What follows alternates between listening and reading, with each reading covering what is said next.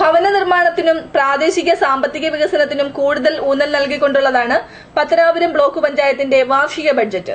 ദാരിദ്ര്യരേഖയ്ക്കു താഴെയുള്ള പട്ടികജാതി പട്ടികവർഗ വിഭാഗങ്ങൾക്കും ഇതര വിഭാഗങ്ങൾക്കും സ്വന്തമായി വീട് എന്ന സ്വപ്നം സാക്ഷാത്കരിക്കുന്നതിനുമായി 650 കുടുംബങ്ങൾക്ക് ഭവന നിർമ്മാണത്തിന് 12,64,00,000 രൂപയാണ് വകയിരുത്തിയിരിക്കുന്നത്. 42,99,56,000 രൂപ വരവും 41,84,10,000 രൂപ ചെലവും 1,15,55,000 രൂപ മിച്ചവും പ്രതീക്ഷിക്കുന്നതാണ് ബ്ലോക്ക് പഞ്ചായത്ത് ബഡ്ജറ്റ് എന്ന് ധനകാര്യ സ്റ്റാൻഡിംഗ് കമ്മിറ്റി ചെയർമാനും വൈസ് പ്രസിഡന്റുമായ എസ് മുഹമ്മദ് അസ്ലം ബഡ്ജറ്റ് അവതരിപ്പിച്ചുകൊണ്ട് പറഞ്ഞു. ബ്ലോക്ക് പഞ്ചായത്ത് പ്രസിഡന്റ് ആശ ശശിധരൻ അധ്യക്ഷത വഹിച്ചു. പൊതുവിഭാഗത്തിൽപ്പെട്ട 257 കുടുംബങ്ങൾക്കും പട്ടികജാതി വിഭാഗത്തിൽപ്പെട്ട 375 കുടുംബങ്ങൾക്കും ഭവന നിർമ്മാണത്തിന് ഇന്ദിരാ ആവാസ് യോജന ഫണ്ടും ത്രിതല പഞ്ചായത്തുകളുടെ ഫണ്ടും സംയോജിപ്പിച്ചാണ് പദ്ധതി.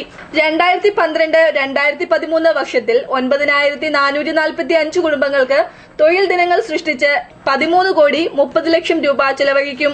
സ്കൂൾ കോമ്പൌണ്ടുകളിൽ പച്ചക്കറി കൃഷി, സമഗ്ര ക്ഷീര കർഷക സർവേ, മരച്ചീനിയിൽ നിന്നും മൂല്യവർദ്ധിത ഉൽപ്പന്നങ്ങൾ സൃഷ്ടിക്കുവാൻ വേണ്ടി വനിതാ ഘടക പദ്ധതിയിൽ പ്രത്യേക പ്രോജക്ട്, സമഗ്ര നെൽകൃഷി വികസനം എന്നിവ ബഡ്ജറ്റിൽ ലക്ഷ്യമിടുന്നു.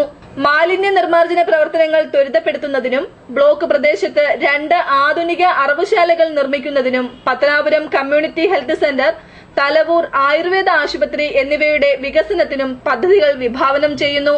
ചെറുകിട സംരംഭങ്ങൾ നടത്തുന്നതിന് സഹായം നൽകാനും വ്യവസായ സംരംഭ പ്രോത്സാഹന പ്രവർത്തനങ്ങൾ നടത്തുവാനും ബഡ്ജറ്റിൽ ഊന്നൽ നൽകിയിട്ടുണ്ട്.